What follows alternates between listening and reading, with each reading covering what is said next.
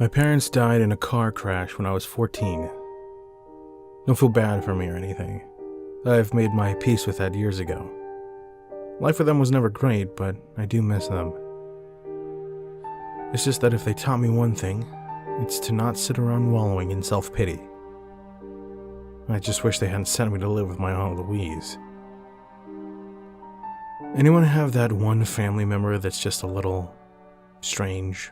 A little cut off from the rest of the family? Aunt Louise was ours. She was also our closest living relative. Dad's family lived on the other side of the continent. Mom's parents were both dead, and she was an only child.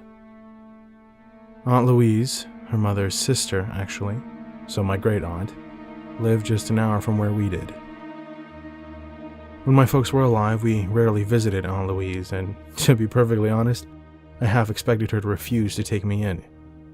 I was fully prepared to become a ward of the state, or move across the country, as soon as I heard that the Children and Family Services had contacted her about taking me in.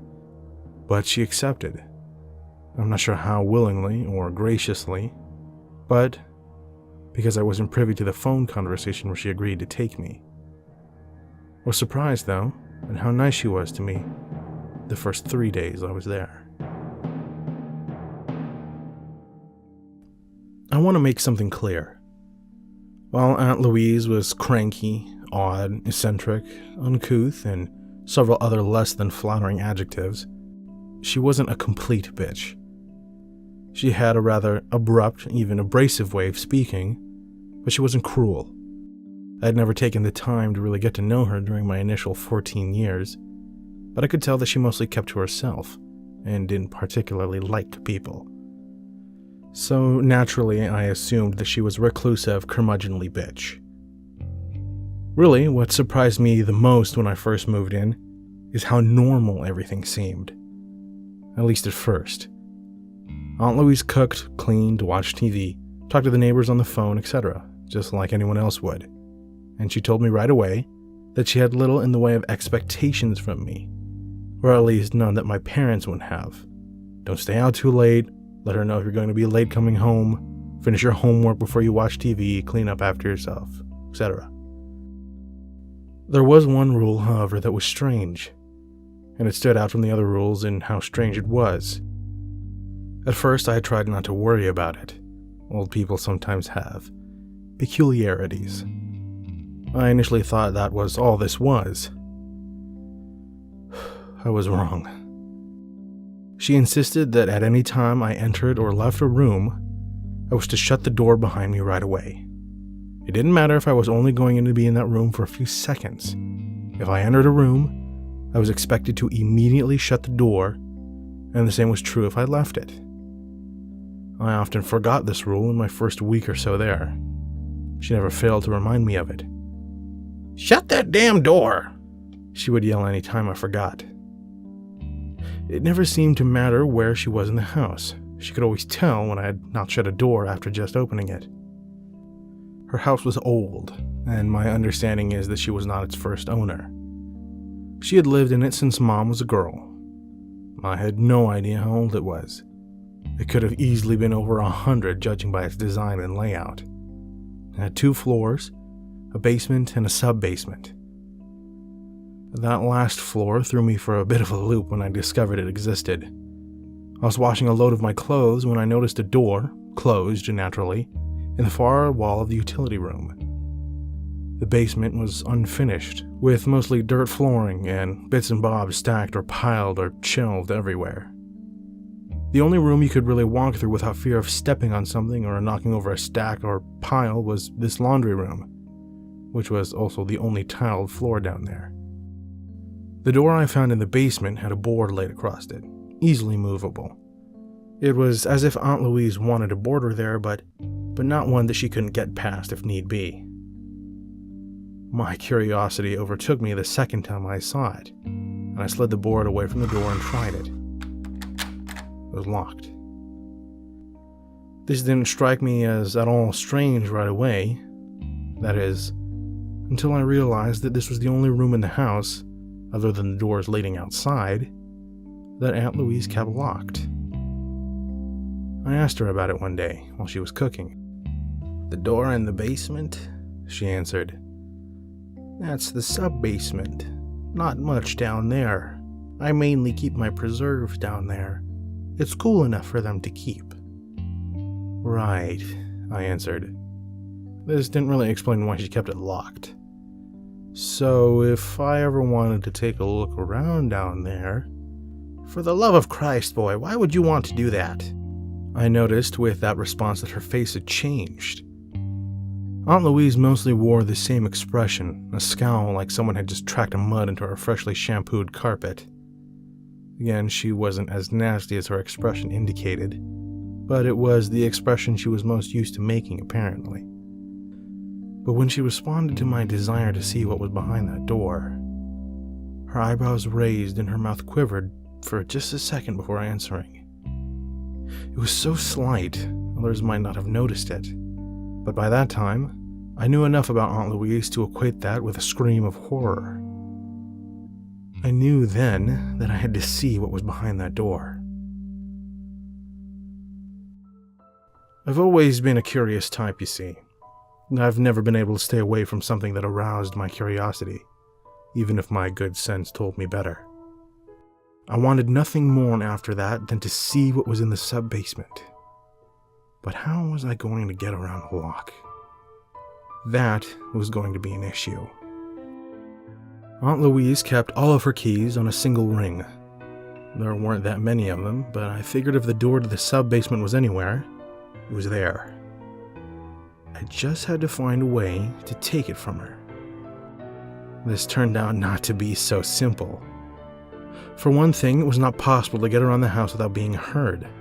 I couldn't sneak from my bedroom to hers in order to sneak the keys without opening and closing all doors in between us. Mine, the door in the far part of the hallway, and hers. Believe me, even if I simply left all the doors open, she somehow knew. Once, I had to go to the bathroom in the night, and I forgot to close the hallway door. I had just made it to the bathroom when I heard her yell, even while asleep, "Shut that damn door!" I hurriedly turned back and went to close the hallway door, forgetting to close the bathroom door, and I heard it again. "Shut that damn door!" For that matter, Aunt Louise's room had a squeaky door that also had a catch to it. When she opened it, it sounded like a... There was no opening of her door without her noticing. So I forgot about the sub-basement door for a while. I placed my curiosity on the back burner and just tried to get along with the taciturn old woman for a while. Life got a little bit easier. As long as I remembered to keep all doors shut at all times, the two of us got along famously. She didn't get in my face about things, and I didn't get in hers. It was a pretty silent house, but one that I got used to living in. I didn't even think it strange anymore that every part of the house that went access through a door always had its door shut. It would have struck me as more odd if any doorway was ever left open. Which brings me to the day Aunt Louise fell asleep while watching The Price is Right. It was a summer day and pretty hot. Louise was slightly less worried about windows being open than doors, but she still tended to only open one at a time. And today she had just one open. One that wasn't doing much at all to cool down a boxed-in house that had zero room for airflow thanks to Aunt Louise's chief eccentricity. So naturally, she fell asleep, and I saw my chance. Her purse was at her feet. I was sitting in the chair directly beside hers, reading an Avengers comic book and trying to ignore the repeated calls of... from the TV. I looked over at her and saw she was in a deep doze. Her hearing wasn't the greatest even when she was awake, though she was far from deaf, but I figured in her snooze, there would be little chance she would hear the tiny noise of me rifling through her purse. I found her keys almost immediately and headed to the stairwell. If she woke up when I opened the door, I would just claim I was doing a load of laundry. But she was unlikely to wake unless I forgot to close the door, which by now I never did. I headed down the stairs, for some reason tiptoeing even though I wasn't yet at the place I had been shut out from. I felt absurdly guilty despite the fact that Aunt Louise had never expressly forbidden me from doing what I was now doing. The door to the basement was closed, of course, but unlocked as always. I ducked through and closed it, waiting a few minutes, listening for a shifting of Aunt Louise's frame in her chair, indicating that she was getting up. Or perhaps her voice calling to ask why I had gone into the basement. Quietly, I crept for the laundry room, opening the door and closed it just as quick, slipping inside. I felt for the chain pull for the light and pulled it. Low, eerie light flickered through the room. I'd never thought of the lighting in here as eerie before, but I did now. There was something about this entire endeavor that just felt wrong. But my curiosity overrode my sense of caution. I crept toward the door and slid the board away from it. Aunt Louise had apparently put it back in place after the last time I had done this. The question of why she had done so played in my brain for another moment, but I ignored it and brought out the key ring. I found the right key on the third try, and heard a loud chuck of the lock sliding away. I froze, heart beating in my chest, waiting to hear a cry from upstairs. Nothing. The door opened silently as a ghost. There wasn't any light to illuminate the staircase beyond.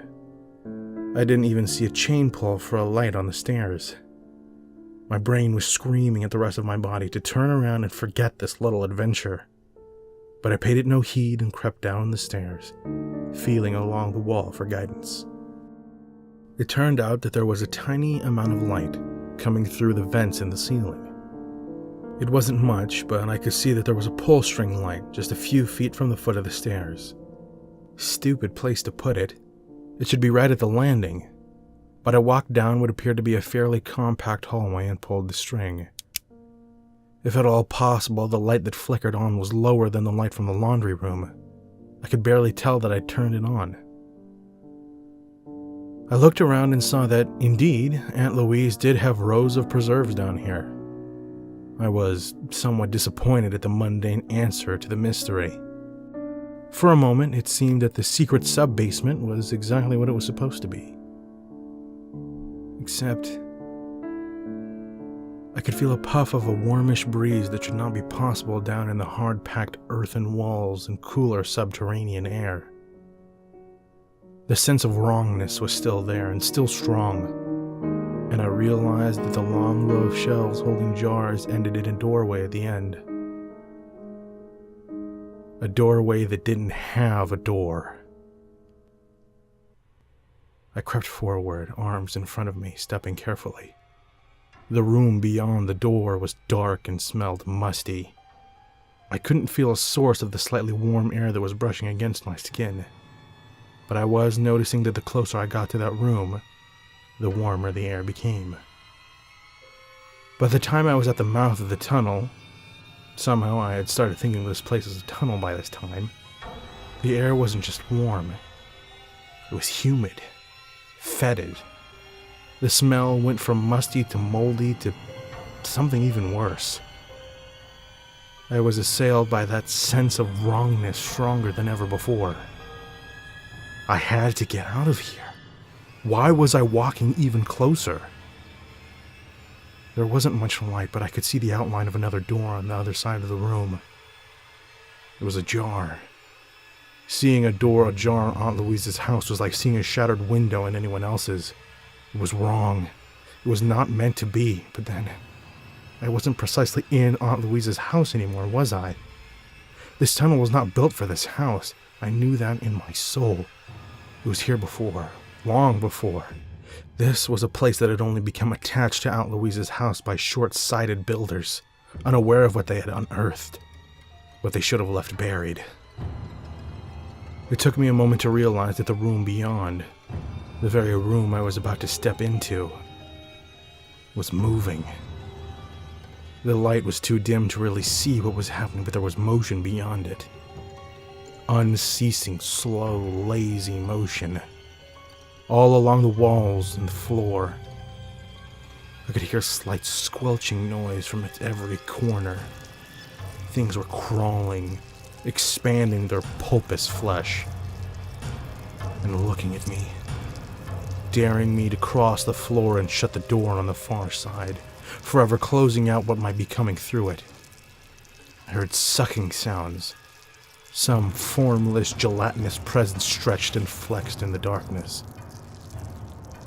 In that moment, a sense of understanding came to me. I was not the first person to stand at this door that could not be closed. Not the first person to see that door, the one that was not meant to be, standing open on the other side, and knowing that it always would, until someone worked up the courage to cross the threshold and close it. Aunt Louise had not the courage, so she fled, and kept every door in her house closed at all times, hoping against hope that keeping her doors closed at all times would alert her when whatever was beyond that damn door finally came for her. I didn't have the courage either. I turned and fled and never looked back. When I was 16, I moved out of Aunt Louise's house into a halfway house. When I was 18, I got a job upstate and moved there. I never went back to Aunt Louise's and never called her. I tried hard to not even think about her. But I haven't been successful. I still think back to the day I stood at that doorway, about the squelching, wriggling things that waited in the dark. And I wonder if Aunt Louise ever found the strength to cross the room and shut that damn door.